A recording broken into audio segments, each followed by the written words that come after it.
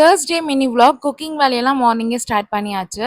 Side by side breakfast வேலையுமே முடிச்சுட்டு கேஷவுக்கு லஞ்சும் back பண்ணிட்டாச்சு. கேஷவுமே ஸ்கூலுக்கு கிளம்பிட்டான். ஸ்கூலுக்கு கிளம்புனதுக்கு அப்புறம் நான் ஸ்டவ் எல்லாம் தொடச்சு விட்டுட்டு க்ளீன் பண்ணிட்டு நானும் போய் ஃப்ரெஷ் அப் ஆயிட்டு வந்துட்டேன். பூஜை ரூம்ல இருந்து பழைய பூவெல்லாம் எடுத்துட்டு பூஜை ரூமை க்ளீன் பண்ணி வச்சாச்சு. வேலை செய்யற அக்காவுக்கு உடம்பு சரியில்லைன்னு சொல்லிட்டு 1 வீக்கா லீவ்ல தான் இருக்காங்க. ஸோ நம்ம தானே களத்துல இறங்கணும்னு சொல்லிட்டு தொடப்பத்தை எடுத்து வீடெல்லாம் பெருக்கி விட்டுட்டு மாப் பண்ண ஸ்டார்ட் பண்ணியாச்சு. வீடு துடைக்கும் போது தண்ணியில கொஞ்சமா கல்லுப்பு, மஞ்சள் தூள், ஃப்ளோர் கிளீனிங்க்கு வந்து நான் லைசாலோட நீம் ஃபிளேவர் தான் எடுத்திருக்கேன். அதுமே ஒரு கப் ஊத்திட்டு மாப்பிங் செட் வந்து எங்க அத்தை வந்து மீஷோல ஆர்டர் பண்ணி எனக்கு வாங்கி கொடுத்திருந்தாங்க.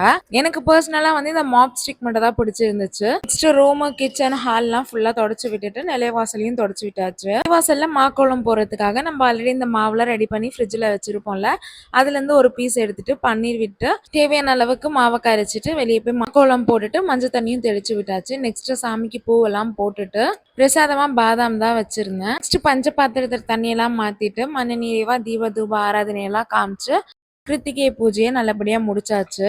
கிருத்திகைக்கு எப்பவுமே வடபழனி கோயிலுக்கு ஒரு 6 மாசமா போயிருந்தேன். லாஸ்ட் டைம் போகும்போதே அது வந்து 6வது மாசம், கார்த்திகை மாசம் போகும்போது. ஸோ அப்படியே வேண்டிட்டே வந்திருந்தேன். குட்டீஸ் எல்லாம் இருக்காங்கப்பா, எப்படி எனக்கு ரொம்ப கஷ்டமா இருக்கு வந்துட்டு போறதுக்கு அவ்வளவு தூரத்துக்கு. நான் இங்க இருக்க முருகர் கோயிலுக்கே போயிட்டு வந்துடுறேன் உன்னை பாக்குறதுக்குன்னு. அப்புறம் எப்படியோ ஈவினிங் மேல என்னோட ஹஸ்பண்டே சொல்லிட்டாரு, நீ போயிட்டு வா, நான் பசங்களை பாத்துக்கிறேன் அப்படின்னு. ரொம்ப சந்தோஷமா வடபழனி முருகர் கோயிலுக்கு போயிட்டு என்ன சூப்பரா தரிசனம் பண்ணியாச்சு. கிருத்திகை அலங்காரம் சூப்பரா இருந்துச்சு. இங்க இருக்க முருகனை நம்ம தரிசனம் பண்ணிக்கலாம் அப்படின்னு சொல்லி நம்ம நினைச்சாலுமே அவரோட அழைப்பு இருந்துச்சுன்னா நம்ம கண்டிப்பா அங்க போய் பழனி ஆண்டவனை தரிசனம் பண்ணி தான் ஆகணும்.